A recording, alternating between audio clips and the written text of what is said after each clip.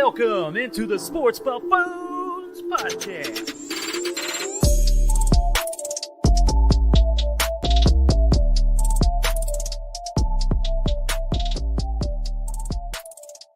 Oh, let's get it going out there, ladies and gentlemen, boys and girls. Welcome on in to the Sports Buffoon Studios once again here out of Lenexa, Kansas.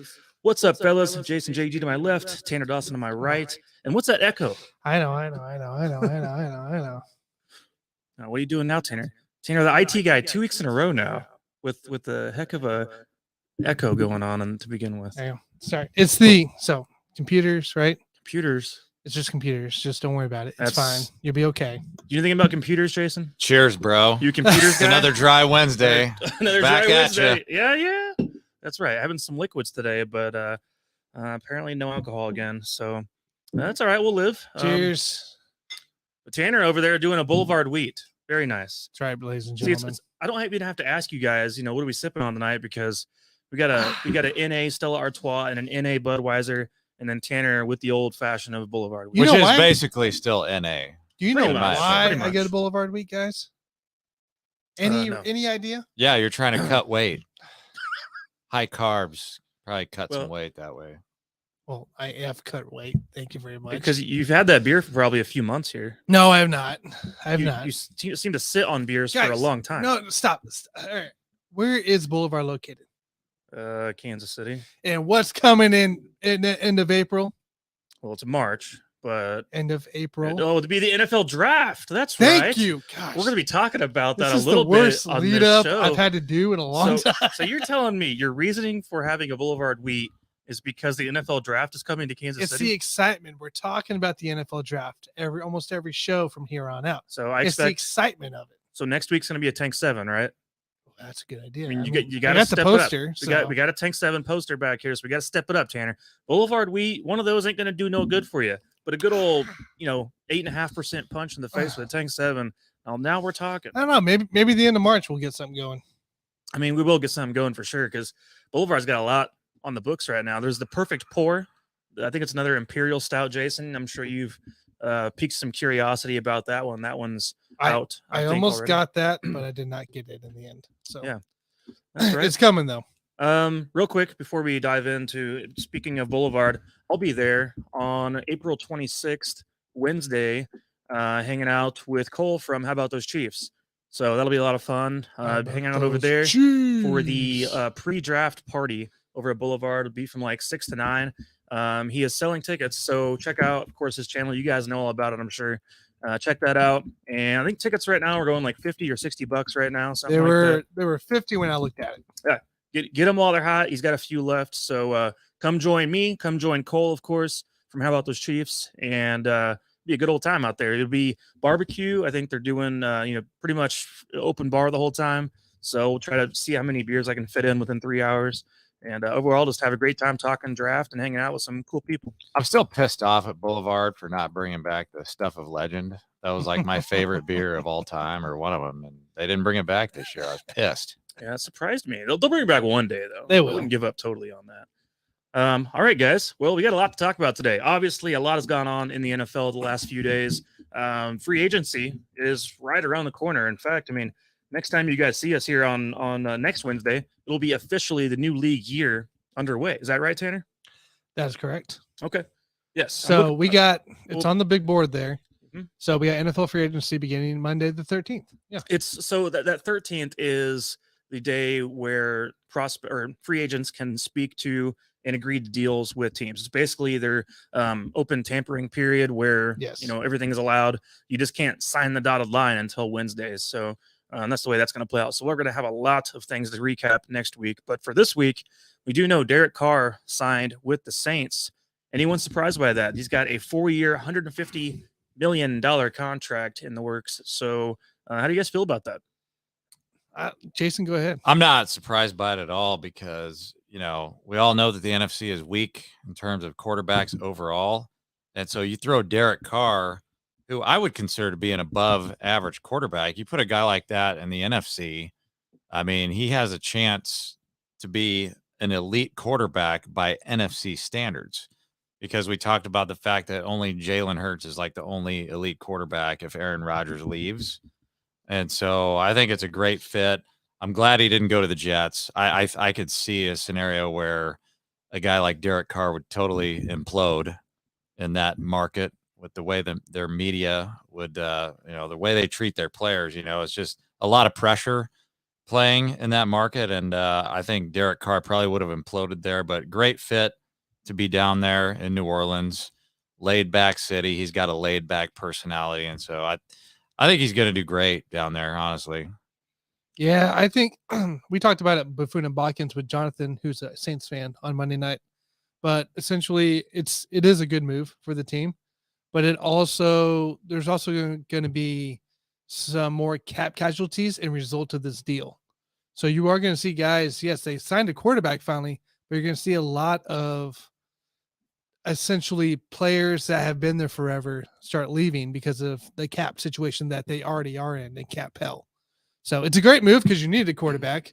Jameis, obviously, you didn't believe in Jameis. So now he's finally released. Andy Dalton, we all know what Andy Dalton is by now. So if anything, you have a guy that plays in the dome that doesn't have to really travel up north most of the time to play on teams in the cold. So now you avoid the cold for at least 4 games of the year or 8 games of the year, right, in your division, because everybody's south and 2 of them are domes. One lives in Florida and one's in Carolina, who doesn't get that cold. So now Derek Carr's in a perfect situation with potentially a fabulous weapon there with Michael Thomas if he does restructure, and also the nice rookie receiver from last year who performed really well. Like, there's lots of great stuff that could happen for this Derek Carr situation. Yeah, but so don't you think, though, Michael Thomas would be part of that cap casualty that If you he- just spoke of? if he doesn't restructure. That's why I put in if he doesn't restructure. So there is rumors that he's talking about restructuring now, and there's other things that have come in that he probably won't restructure. So Yeah. Otherwise, though, I think he's got some good stuff to work with because, I mean, Yeah. you still got a rookie contract, the Chris Olave, the guy you just spoke of. Jarvis Landry is going to be there another year. Marquez Callaway and then Traquan Smith, guys that have been part of that system now Yep. for a little while. I think Derek Carr is going to like it quite a bit. I'm more concerned, I suppose, offensively for them with the future of Alvin Kamara. Just because obviously some of the off-field issues we've seen and potential jail time even. yeah, I don't know what that means for the team, and I don't think you can get by with Mark Andrews or not Mark Ingram carrying the ball 250 times at this point in his career. So they got to figure out something. Maybe they can get in there and steal some Bijan Robinson out of Texas in the NFL draft. ooh, That would be a good. I mean, if Kamara's having problems and they're looking at him going, okay, we probably got to cut bait soon because of your issues off the field. Hey, Bijan would be a good fit for the Saints and make them right away a great offense. do you think Kamara goes on the commissioner's exempt list due to the situation? It very well could be. I mean, there's a lot of time between now and the beginning of the season, but everything we've heard so far about Alvin's situation, it's not good. So I would not be shocked to hear if there's obviously suspensions or if the Saints just decide to cut him loose because of everything that's unfolding. That's very true. So, there. I would look at it that way anyway. So also part of this cap casualties that could become from the Saints could be a future left tackle for the Chiefs. Oh yeah, Andre. I want to say Pettis, but it's wrong. Pettis. The left tackle for the Saints has been there forever. Well, right now on the roster, they got James Hurst, Trevor Penning, right tackle Ryan Ramczyk. Are you thinking of Andrews Pete, Tanner? Yes, Is that who you're thinking? Andrews But Pete. He's listed as a left guard. I don't know. I think he has moved around. He's moved bit. around though. He's played left tackle before. Yeah, I think he's moved around a little bit. Like, he's a guy I could definitely see possibly become a fill-in for the Chiefs. We'll see. I mean, we're going to dive into that here in a little bit later, of course. But yeah, I'm not sure if that's the route the Chiefs would want to go. A Facebook user says. So this is Carlos, guys, the Carlos? mad New Yorker, coming into play. He says Saints have more than QB issues, which we all know that. Getting QB will not help the Saints for another 2 years. Kamara issues. You got a Hill as Project QB, Taysom Hill, your boy. You'll love that guy. It's guys. We've known what Hill was for a while. He's no longer a project QB. He is what he is. I mean, defense. We could have thought he was a project maybe 4 years ago, but at this point, it's like, all right, the writing's on the wall for Taysom Hill. You can plug him in here and there to make some plays and just be a part of the offense, but he's not by any means a future quarterback. So here's a question for you guys: does the Saints offense allow what they did last year in the past couple of years with Taysom Hill substituting for Derek Carr at plays? Do you see that really at all next year? Because I don't. No, there's no reason for any of that. I mean, if you pick up Carr, you're going to pay him $150 million if he was to, let's pretend he plays for the entire 4 years of the contract. You're not going to waste time unless you have a trick play here or there up your sleeve. I mean, even the Chiefs from time to time will have a play where Kelsey's throwing the ball or Tyreek's throwing a ball here and there, but that's not going to be like a part of the offense or the game plan by any stretch of the imagination at this point. They got a guy that they trust. I'll put it that correct. way. Yeah, they might throw in Taysom Hill for like a play A or goal like line sneak? like a A goal line 2-point sneak, conversion or something Sure. like that. But he's basically just a tight end, and that's all he is. Yeah. Otherwise, though, I like the situation Derek Carr's in. I think for him, it's the best spot he could have probably landed because he would not have done well in New York with that cold weather. We know what a little pansy ass he is in the cold weather. So I think for him being in a dome, especially playing against other teams in a dome, like the Falcons, for instance, and warm weather teams, that's going to help you too down the road because you're playing Tampa Bay, Carolina, Atlanta. And so you got plenty of games in warm weather throughout your season, which is nice for him. So at least in the regular season, he should be just fine, I would say. I would say so. Otherwise, guys, we got Lamar Jackson got hit with the non-exclusive franchise tag. We've talked a little bit about this in the last few weeks, but now that we know officially what they've labeled him as and under, does this help give you guys any inkling of what their plans are with him? Because I have always had the belief that he needs to stay a Raven for at least another year. Franchise tag's the right move, but leaving the door open for conversation of trades, does that make you think that they're saying to him, hey, go find your suitor? Is he still a Jet? Every time I think about his injury history, like I would love to see him go play for the Dolphins. Like I've said that before, but I think at this point it's kind of a pipe dream because while you might think that someone's going to just give up the farm for him the same way they did for Deshaun Watson, it's just it always comes back to the injuries for me.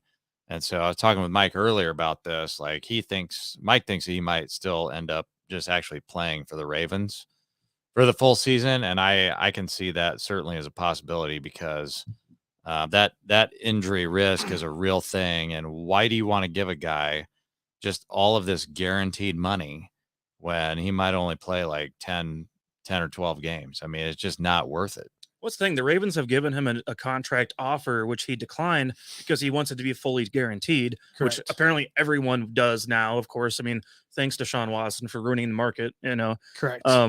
Which we shouldn't blame Deshaun Watson. We should blame the Browns for that anyways. Mr. Haslam and all his freaking money. I think that's the thing is that the Ravens look at this and go, okay, find you a team that's going to pay you the fully guaranteed $250 million contract that we offered you, plus give us a couple of first-round picks and some other picks go along with it and really make this deal, awesome.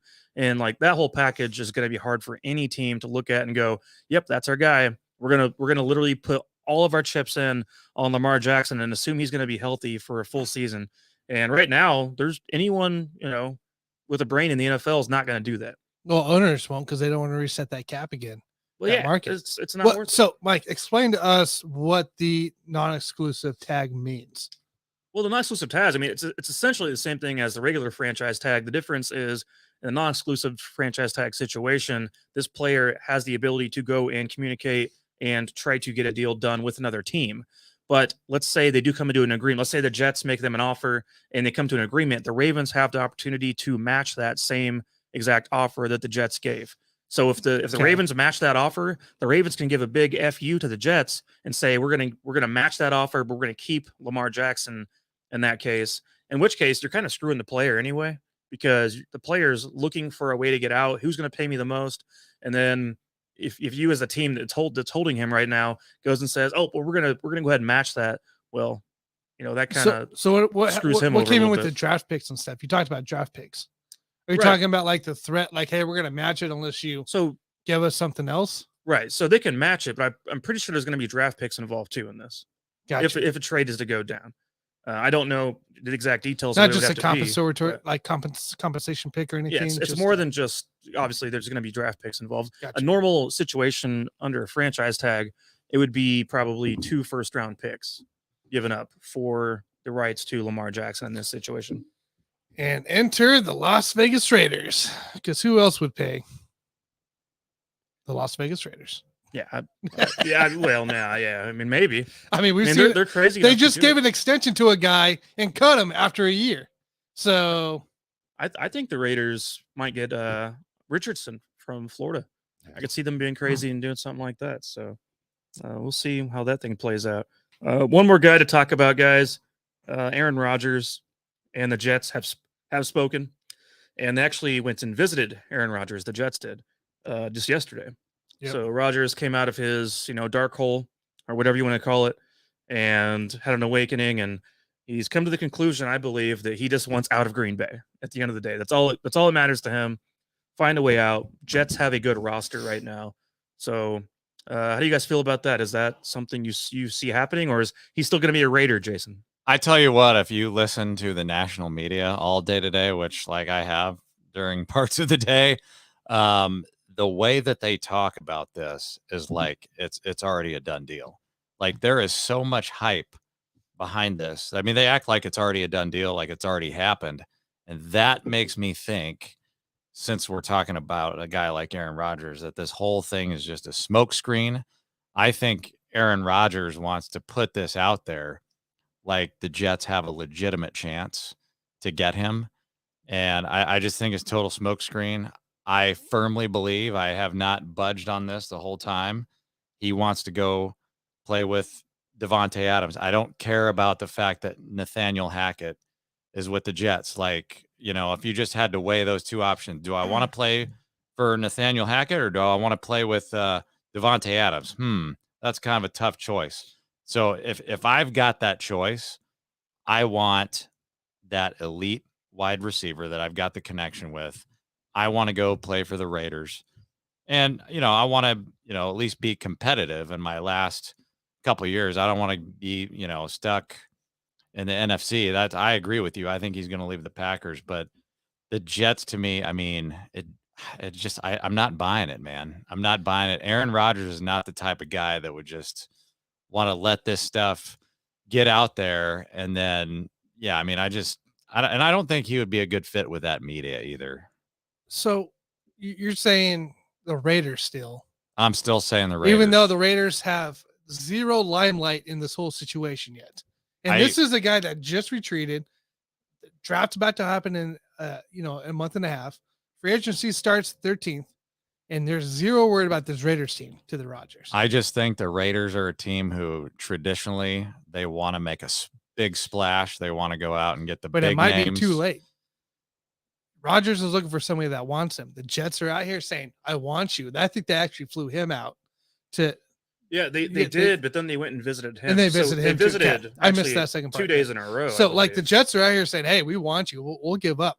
I think the Raiders and Mark Davis out here after the whole Derek Carr situation and everything else going on there.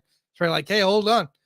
We're not that interested. We've already got Devontae Adams that we're paying a buttload of money to. We don't want to take on that contract either. So I don't see the Raiders. I don't mind this move. I think it's better than what Derek Carr going there would have been because one, cold weather, right? He plays in Lambeau for God's sake. Aaron Rodgers. Right, so the weather factor is the weather's zero. We're like with Derek Carr, it would have made it. Oh, it would have made it so. With Rodgers, it's no difference at all. But he's also good at developing receivers, making horrible receivers look good. There's no horrible receivers, or I guess there is, but there's two big weapons there on that Jets team. This makes sense. Your tight ends are reliable there on the Jets. You have a running game with Breece Hall coming back, hopefully healthy, and somewhat what he looks like when he comes in. Tanner, ACLs these days, especially when you're 22 years old, it's nothing anymore. It ain't like at all like it used to be 25 years ago. I think Rodgers is looking at the aspect of who's going to be a competitor come December and January. And guess who's not going to be a competitor? The Raiders. Yeah, they won't be. The Jets have a decent defense. Of course, the great draft last year. Yes. And so I think that's what's going to really propel them. A great young team. I'm okay. If he's going to leave the Packers, I'm okay with that. Jets. Was the most important thing to me. I want him to get the hell out of the NFC. So if it ends up being the Jets, I'm okay with it because it gets him into the AFC with all the other elite quarterbacks. I mean, he's gonna officially have receivers that were taken in the first round on his roster, something he's never had in his career. Because he's always had guys that were like undrafted free agents or late round picks. He's always wanted the Packers to go after. Well, until this last year, obviously Christian Watson was taken high, but he's never had like receivers that were really thought highly of in the draft. It was always kind of guys that he had to make them have a bigger name, relevant as time went on. And I think now, if you look at that Jets roster, there's a couple of really good ones on that team, and he would make them even better. I think at this point, one of those guys might be one of my keepers too. So right. So his situation would be better than Brett Favre's was when he went to the Jets, because by far he doesn't have Jericho Cotchery as your number one receiver. So that's a good point. When you look at his legacy, he might get to a point where he'll be able to look back and say, hey, I was able to accomplish something that Brett Favre was not able to do, and I was able to go to the Jets and actually be worth a shit on this team. Here's the thing, right? Brett Favre kept him decent, I would say, at least for the Jets. Well, they went 8-8. Decent with Favre. It's not horrible. Was a struggle. It was not easy, dude. They are not going 8-8 with Aaron Rodgers. Well, I'm saying Rodgers now has, if he goes to the Jets, because he's following the path of the great Brett Favre, it's basically coming into play of now you have a team that's actually worth something that you're going into. Now the pressure is, can you take this team to the next level, right? And that could be one playoff win, and that could be his career in Jets. But that's the pressure. It comes into play. Is he has to essentially follow those steps, but escalate this team to the next level. Maybe he'll become motivated again about football. Maybe. I mean, obviously he's great at football. I think he football, was last year. But I think that at some point you just kind of start saying F it, and you just go, well, this team sucks. We're not going anywhere. I'm just going to get out there and get the job over with and move on to the offseason. But like actually being passionate about the team you play for, I think that could be something Rodgers has lacked the last couple of years. Having a passionate coaching staff is going to help too. Sure. Robert Saleh. Yeah. He's been frustrated with Green Bay for years, guys. That's the difference. He's probably been pissed off with Green Bay for about the last 5 or 6 years. Yes. Frustrated. I agree. And he made it more apparent and open about it. They went and got him Randall Cobb back on there just because he complained about it. But like it still goes deeper than that for sure. All right, we got some comments to catch up on real quick here. All right. Carlos out here says Lamar will price himself out. Yeah. Carlos says he needs to get a true negotiator and an agent. Carlos says Lamar wants Watson money. Yes, he does. He really does. And it's the wrong thing to do. But that doesn't mean Watson money was what it should have been. Correct. It doesn't mean it was the right deal to make. The Browns just wanted to be Browns. And our guy Tuful's out here. What's up, Tuful? Carlos says if Lamar wants these lines, go that route. If I am Lamar, I rate these lines in that route. Well, I'm not trying to be smacked around being the high-paced QB. That's true. I feel a trade brewing. If the Falcons are out if the Falcons are out, the Raiders can come in, but that coach don't want Lamar Jackson. I don't think he does either. 60 million on the line to leave the Packers. Would you do it? 60 mil? I mean, you're going to get paid again no matter what anyway. Maybe, I don't know how much you're going to get, but I mean, he's still going to it's going to get made up for it some way. There you go. Carlos wants to know, does McDaniels want Lamar or does McDaniels want Rodgers? Well, I mean, who does he want? McDaniels is a Super Bowl champ. Rodgers is a Super Bowl champ. Right. You probably want the fucking Super Bowl champs to be together. Carlos here says McDaniels about to get fired for not picking any of the QBs this season. Good QBs. Oh, McDaniels is going to be stuck. That's going to be what happens. He's going to get stuck and then fired mid-season. That's Jarrett Stidham.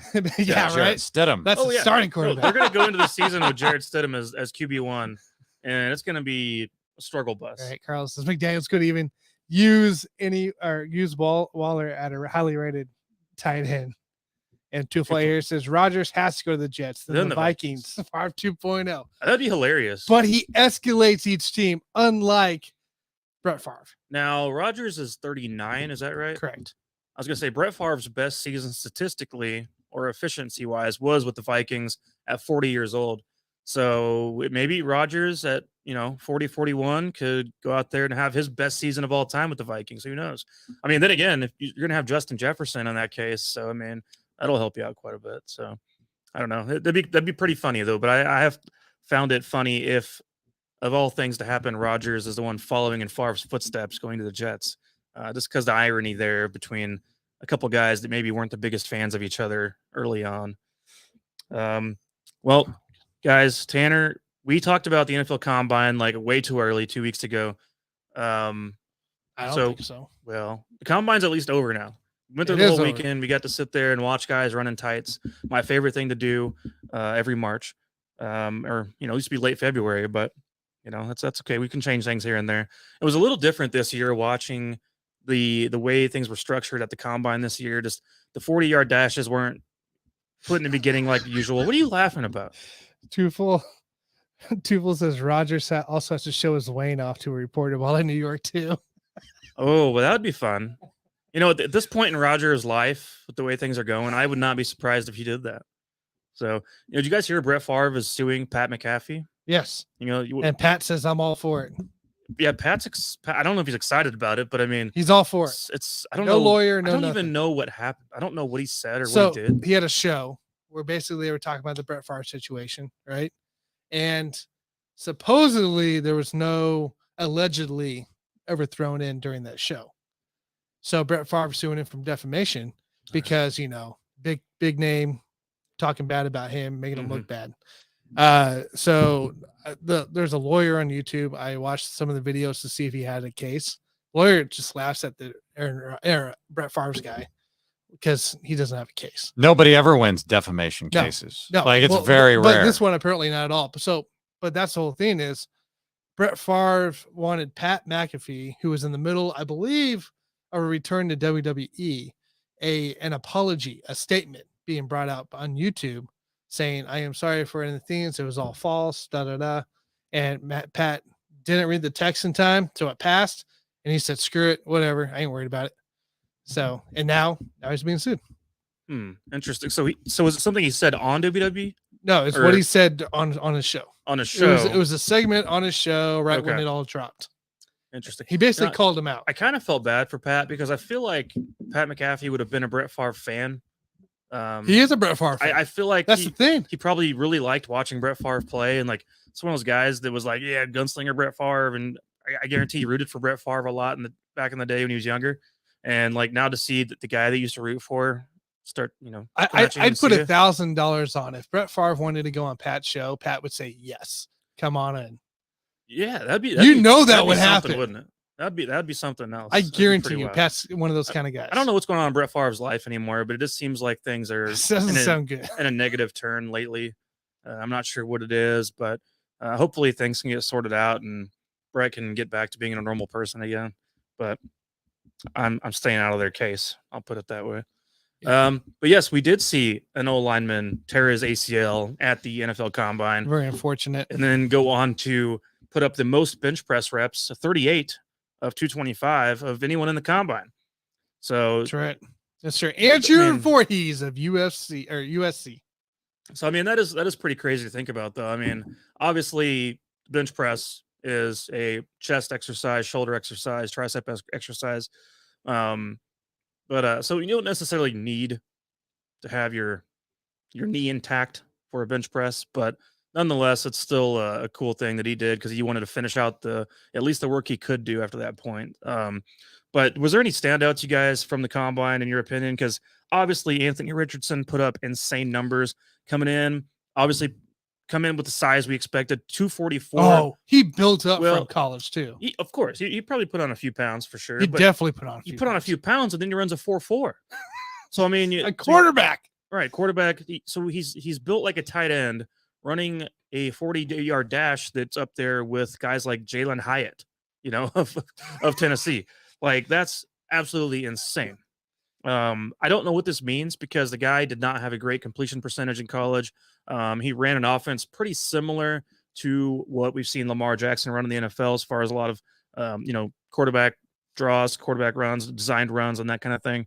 I think there's a place for him in the NFL. I think he could work out for sure, but I don't know if he's going to work out right away. It's going to take some time and maturity and development at the pro level to become a pure passer. He threw pretty well too. His deep balls were really nice. He actually put it out in front of the runner, but he has a monster cannon arm. We got to see accuracy at the same time. I agree. If you're completing 53% in college with the Florida Gators, you have talented players like that. That's just not good enough. He's a guy that surprised me. I was kind of expecting, a mid-average combine for him with his throws. Anthony Richards, he looked pretty damn good. I will say it'll be interesting to see where he goes because I've heard people say that he's probably going to be a top 10 pick.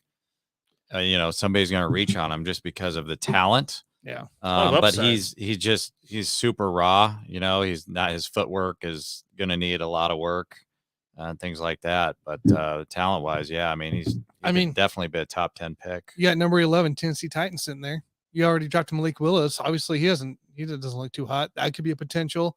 The Atlanta Falcons at 8. He's a better prospect than Malik Willis. Yes, I'll fully put it that agree. way. And we saw Malik Willis fully agree in that situation, but which Willis ended up falling in the draft anyway. Richardson though just has all the physical tools you want, and if you're a good coach, you believe in yourself as a coach, then you're telling yourself, I can make this guy into something. So let me throw this at you guys here for Anthony Richardson here. Houston Texans are at number 2, right? Let's say they go after a defensive guy or another offensive liner or something like that. They have again another pick at 12 due to the Cleveland pick, and let's say Anthony Richardson drops to that 12 mark. You take him, right? If you're Houston Tech, your second of course pick of they're the going first to round. take him. Yeah, why would you not? This quarterback class is weird, guys, because there is no perfect prospect. There is no Andrew Luck this year. There's nothing like that going on. We have Bryce Young, who's 5'10", and there's a lot still we question about him and the translation to the NFL. And then you have guys like Will Levis, and we still need to see more from him. And obviously the other one, CJ Stroud, and some of his development. There's a lot of things that there's in question. There's a lot of guys that have a lot of negatives out of these top 4 quarterback prospects. So really, if I'm looking at this situation and if I'm the GM, I'm going, give me the guy with the most upside is what I'll say. Because if we have a good enough staff, give me the most upside, and we will just make him into the best possible product we can with what his tools give us. That's the way I'd look at it, which means to me personally, I would not take Bryce Young as my QB1. I would not. I wouldn't. I just think there's a couple other guys on the board that I would probably rather attempt to turn into something special. Honestly, you could probably wait because you get down the board. Malik Cunningham's there. Max Dugan's going to be there. Dorian Thompson-Robinson, as well as Stetson Bennett. And the guy I thought performed really well. If I can find him to save my life. Is it? Yeah, it is him. Tyson Bagent actually threw pretty damn well for being a Shepherd guy.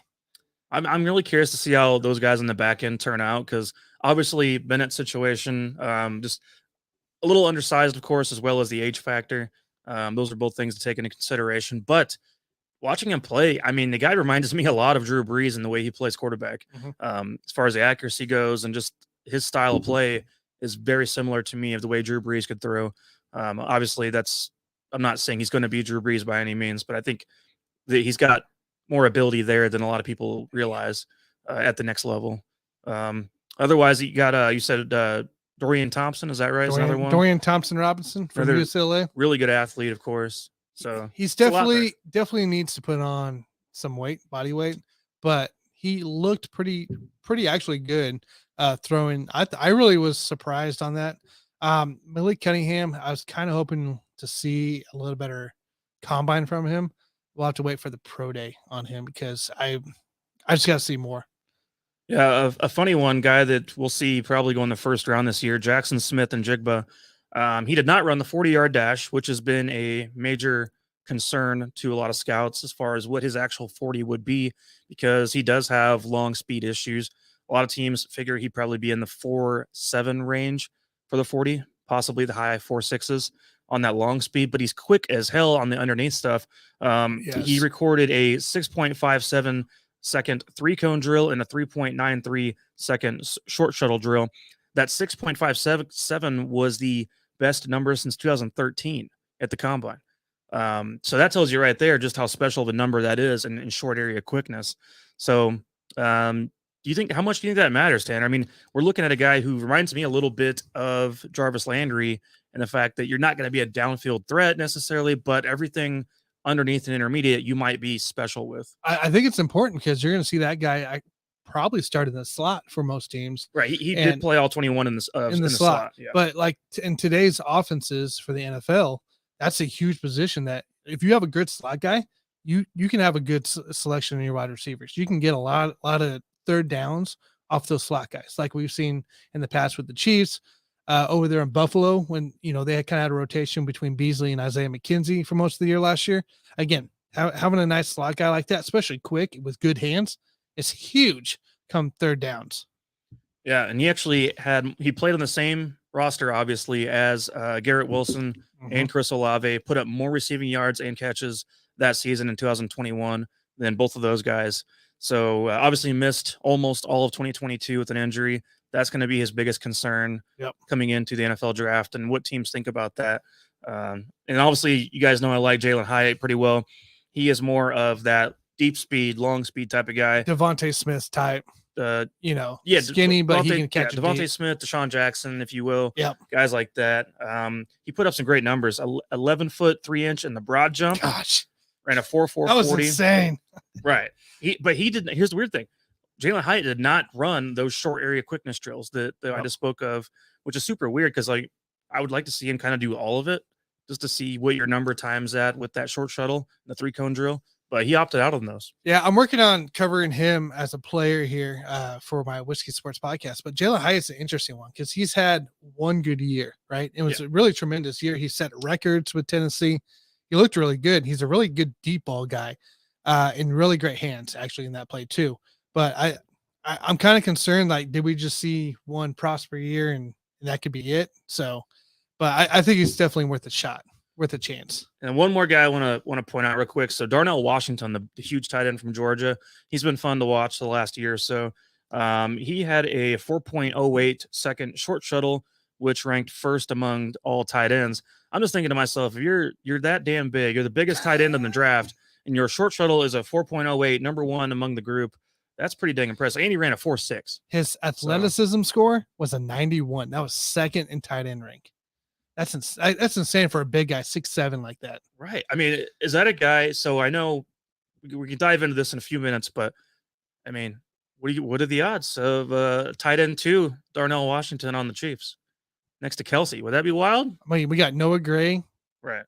Darnell Washington, and Travis Kelce. He could be what we wish Demetrius Harris would have actually been. Can he catch the ball? That's the important part of it all. He's 11-inch hands, by the way. So I mean, I hope so. If you got mitts that big, so. Right. I do like the idea of having 2 tight end sets with 2 really good tight ends. Another guy next to Kelsey to just he's open it up a little bit. Some monster, right? And nothing wrong with Noah Gray. I think we all think Noah Gray is a fine backup tight end. I just think knowing how this thing's going, Travis is about to turn 34 next year. I mean, we saw Gronk's downfall came swift. Right. Sure. It's just, but he was banged up his whole career, though. Gronk had back issues and knee issues and elbow issues. Well, all kinds of stuff. You got to be concerned a little bit because Travis Kelce did have that back issue going in the Bengals game, right? So we got to remember this too. Like this guy, sure, he's our number one weapon, but I do like time is coming after. I do like the idea of bringing in. I love a new guy like right now, so Travis can be there to just kind of show him the ropes and whatnot. This is a good tight end draft class, you guys. There's some good names out there, so we'll cover those more in the weeks. Dave had a question. What does he say there? And out here, what's up, Dave?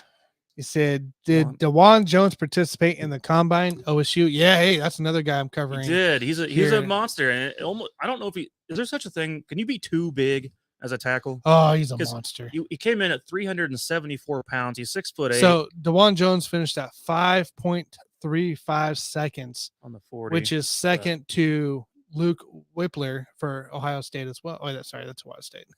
I think more, but we're not worried about straight line speed from a guy like that necessarily. I think it's more the feet.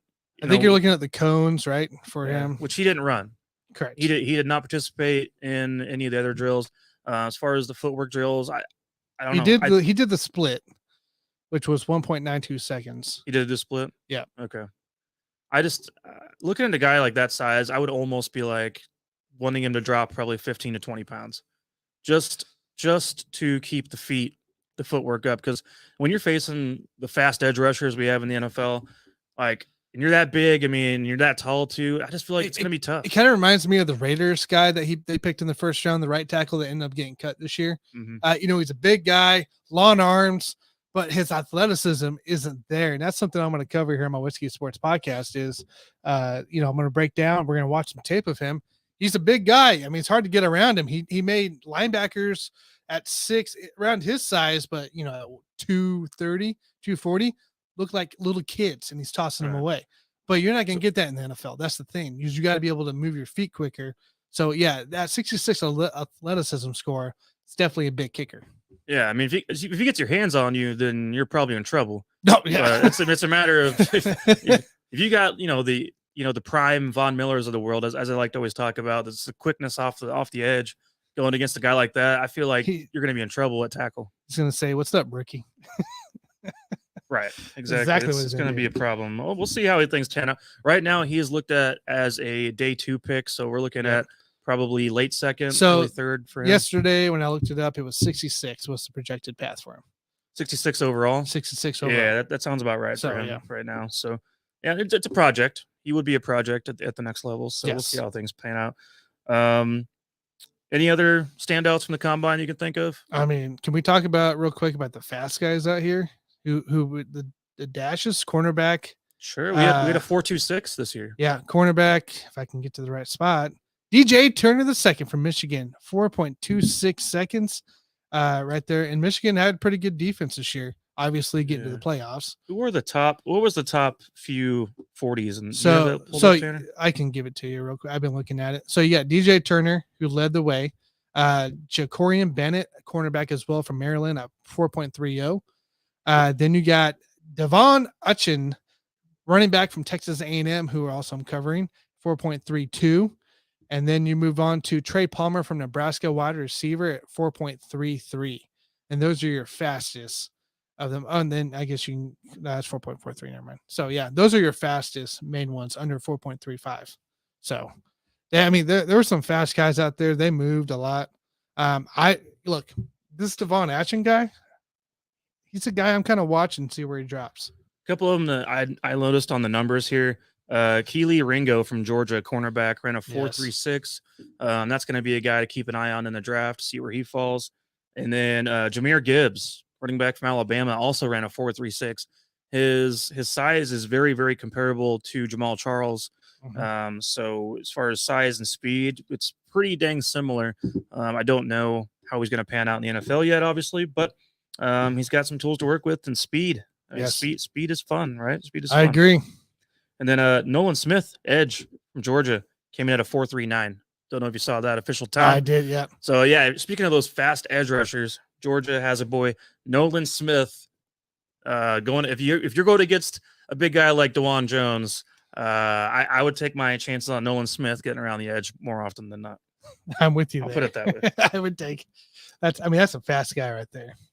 All right, Tanner. So we need to talk some Chiefs for a few minutes, guys. Orlando Brown Jr.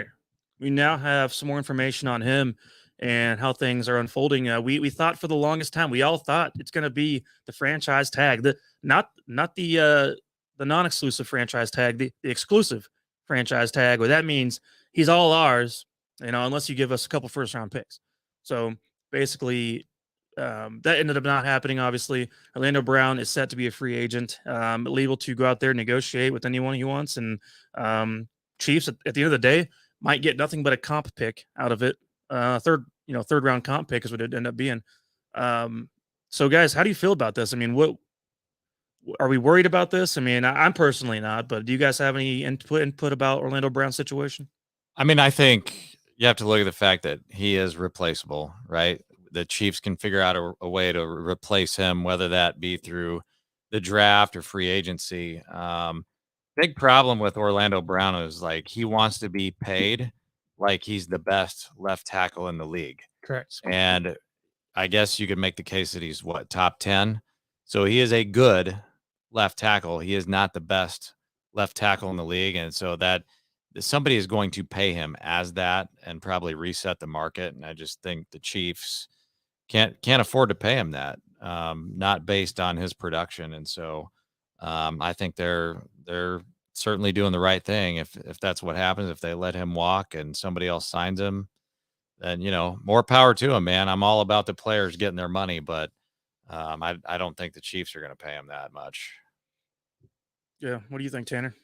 Overly, I'm not too concerned. Obviously, we saw another move with Frank Clark leaving to free up some cap as well. Look, I think there's a lot of good prospects in this draft.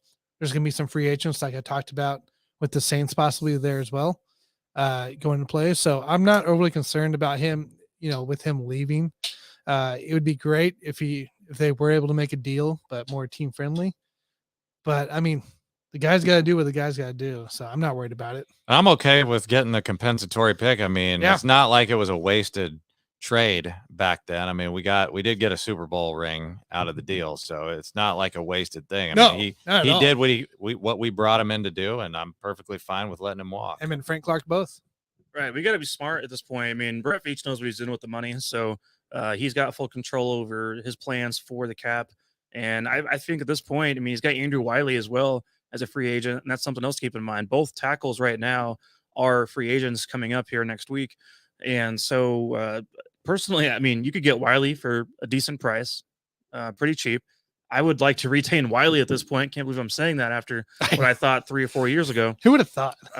But I mean, Orlando Brown Jr. he's wanting to be paid as the number one left tackle in the league. And I think that the Chiefs have had to help him a lot in the past with tight ends on his side to help Chip. And that's something, we want to have our Smith from the Cowboys when he was in his prime.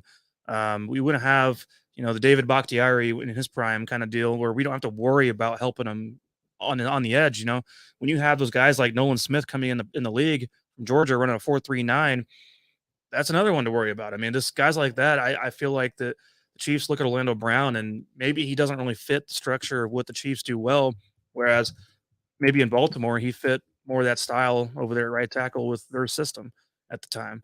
I mean, like I said, I'm not upset about the situation by any means. I think we can figure it out. If the Chiefs go tackle in the first round in this draft, that's totally fine. It's not something I'm going to be upset about. I've seen some mock drafts where they have running back in the first round, and please don't do that. That's just no. Just don't. That's just stupid. Let's not. I'd much rather worry about getting a tackle early in the draft than worrying about some other stupid pick like running back. So, but otherwise, I mean, there's some options out there. Taylor Lewan is available. What are you laughing about?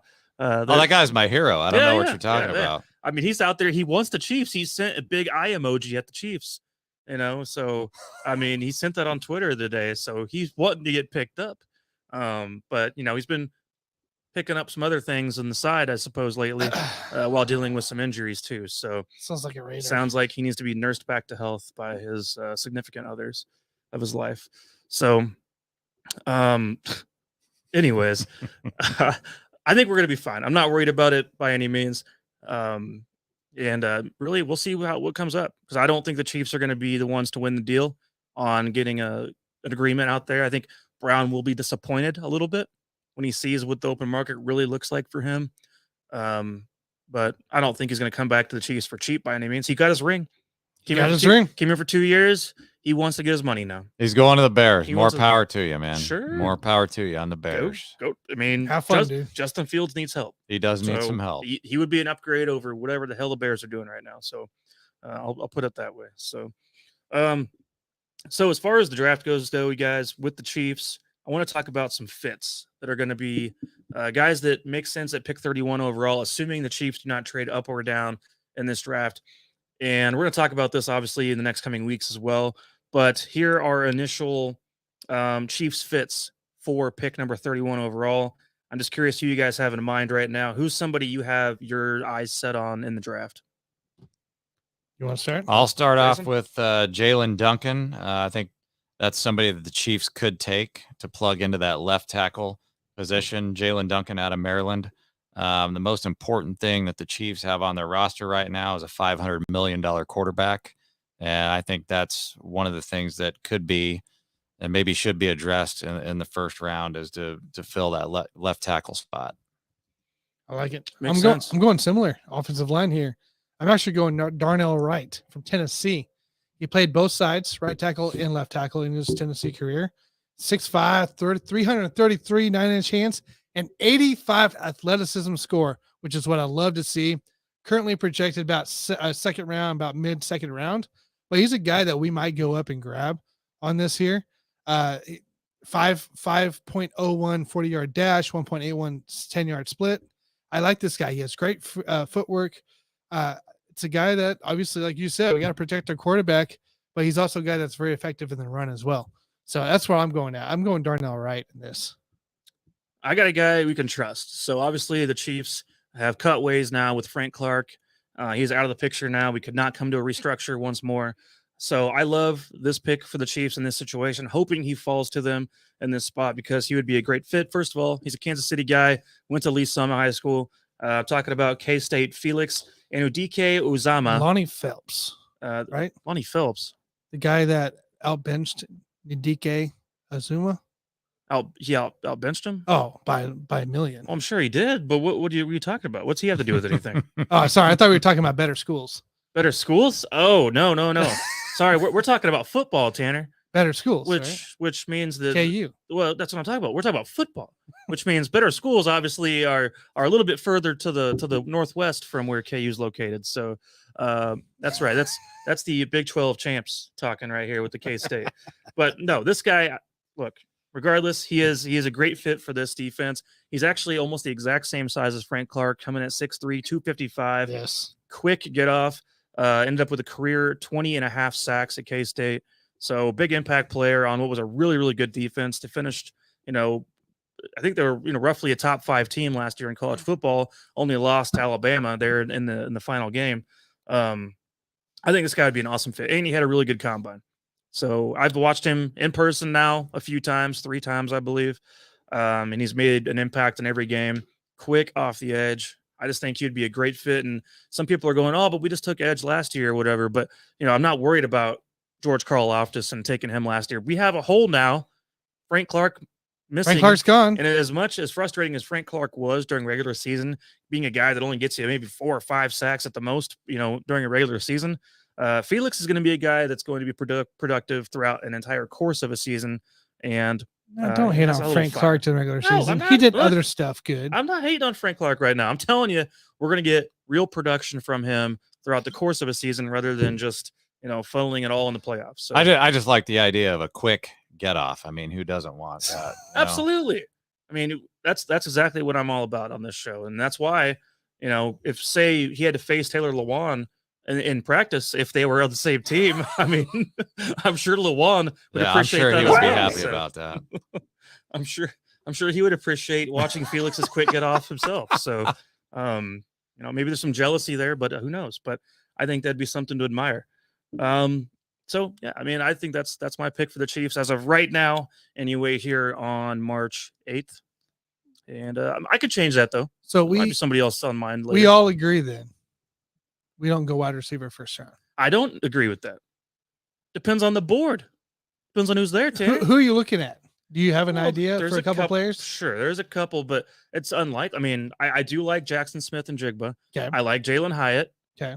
Hyatt would actually be great because he would actually replace the Hardman role. Correct. On a lot of that stuff, while Tony can still stay as a true outside WR1 or whatever the Chiefs are considering him right now. But yeah, those are two main guys. Quentin Johnson as well could be a guy that the Chiefs could have interest in. I'd wait till the second round, but no, I wouldn't totally count out receiver being in the first round. I just would count out running back because there's some Jahmyr Gibbs to the Chiefs talk. The guy I just talked about, comparable to Jamal Charles. I don't want any part of it, and I'm not to say I don't want Jamal Charles because sure, that'd be great, but we have other things to worry about. And Isaiah Pacheco is a pretty damn good running back, so no need to waste a first rounder once again on another running back. I definitely think the defense or the line. So either offense or defense has to be your first pick. Yeah, I think there's too much depth in receivers right now. There's too much depth in running backs, tight ends. We talked about, but that's the wild card, Tanner. Tight ends could be the wild card, and that's why when I brought up Darnell Washington, like I was being kind of serious. Like, wouldn't that be wild? I wouldn't mind him. It'd be kind of wild. This is a good tight end class, and if the way the Chiefs, and I know Andy Reid likes tight ends, so if the way that things are structured with this offense, I could see that being something to focus on with this team. I mean, the other guy I'm looking at is Tucker Kraft, South Dakota State. There's a bunch of them. There's Musgrave too from Oregon State. Oh yeah, there's just a lot of good. And Michael Mayer, the other one from Notre Dame. He's Zach Kuntz, old Dominion. What? Watch your mouth. He ran a 4.55. There's ladies here. Upstairs. There's ladies everywhere. Come on. Dumbass. All right. Well, guys, I've wrapped up my NFL thoughts for the day. I'm glad I got to get that out of my system. You guys have anything coming up right now for NBA to talk about coming up this weekend? I mean, I guess I might be. You're helping filling out. in. I'm filling in Saturday. That's right. In the hoop, Mike Settle is going to be on there with JG this Saturday. Which means we're going to have to talk about the Phoenix Suns. I'll do that. Kevin Durant injury. Yeah. He slipped today. The big surprise, game. right? He's only what? I've He's only heard. 39 years old. All Come on. because you picked him to win the West. Now he's hurt all of a sudden. So Yeah, he slipped on a now it's banana back to peel the or Nuggets, something. right? I did pick them to win the West for about 1 week, and that was short-lived. I got off of that train, but for the record, I got off of that train before Durant hurt his dick. So Well, we're going to talk about guys putting the ball in a hoop. So I'm looking forward to that. That'll be a good show, guys. That'll be well, a good show. How long you guys normally go for that thing anyway? 2 hours? Oh, I can't wait. 2 hours of NBA 2.5? talk. That'll be awesome. I got all morning Saturday. I can't wait. That'll be a lot of fun. Otherwise, guys, MLB, just real quick before we get out of here. What's your initial pitch clock reaction so far? We talked about this Monday night in the Buffoons and Bodkin show as well. Your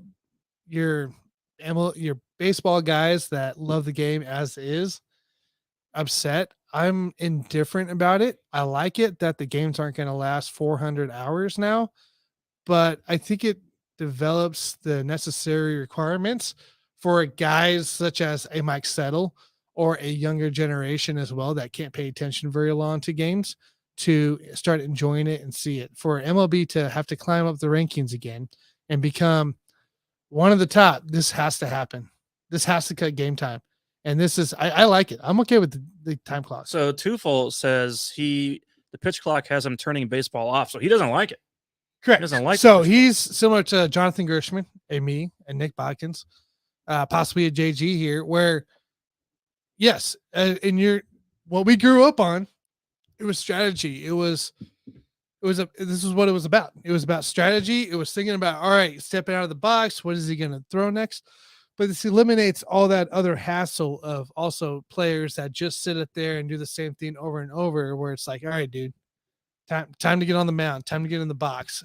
Let's go. Let's keep this thing going. So I'm indifferent. I want to see it more in the regular season, but I'm not completely hating it right now. So it's going to be fun, I think, for the fans. Correct. And the reason I say that is because we've already seen a little inkling of what it's going to look like during the situation where it's a tight game, maybe later in the game, and then the fans start counting random numbers out that are not even accurate of what's on the board to try to throw off the pitcher on the mound.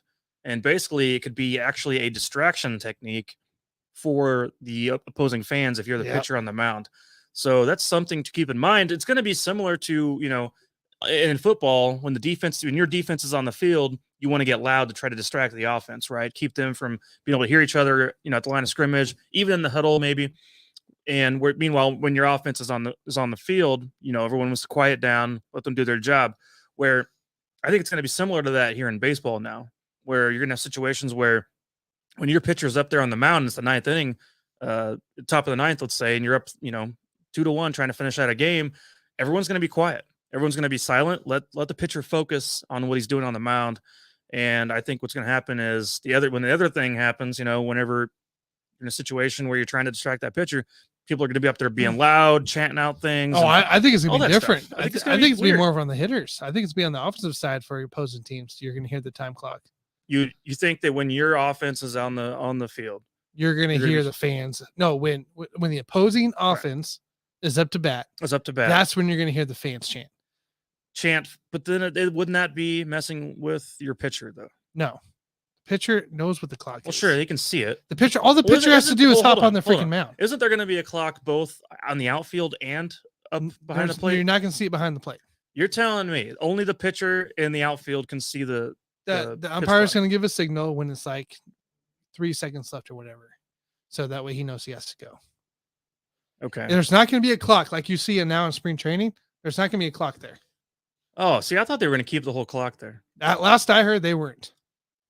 I think they should just keep it there then as it is. I mean, it'd make it more fun in those boring games, I guess, to just start yelling stuff. But I don't know. I guess we'll see how things play out. I've heard different takes from people on it. Right now I don't have much of an opinion other indifferent. than it's just going to be different for the fans, I guess. Players, I mean, I've heard good things from the players and coaches. So any input from your brother yet? yeah, I've heard good things. So Connor likes it. Connor likes it. Okay. Last I heard, he liked it. I don't know And if he's he a likes hitting, it. and he's a hitting coach. So He's a hitting coach, correct? Hitting coach for the Brewers. So if the hitting coach likes it, man, what are the pitching coaches thinking? They probably like it too. Keeps their pitcher in momentum.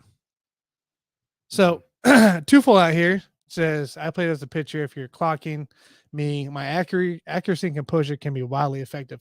Twofold, I pitched as well. And guess what? My pitch was definitely under this 8-second mark. And I catch it on the mound and you go as soon as the batter's ready.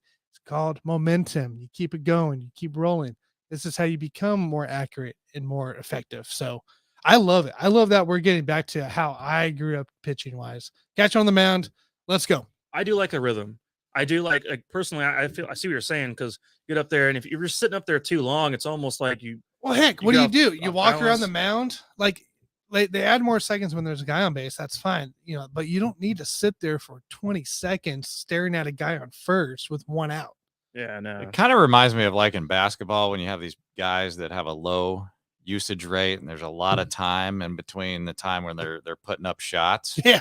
Well, the more shots they get and the more frequently the shots go up, their percentages get higher because they're finding a rhythm, which is exactly what you're talking about with the pitchers. I think certainly going to help their rhythm and it's probably going to help their accuracy a little bit, I would think. I think so. Yeah.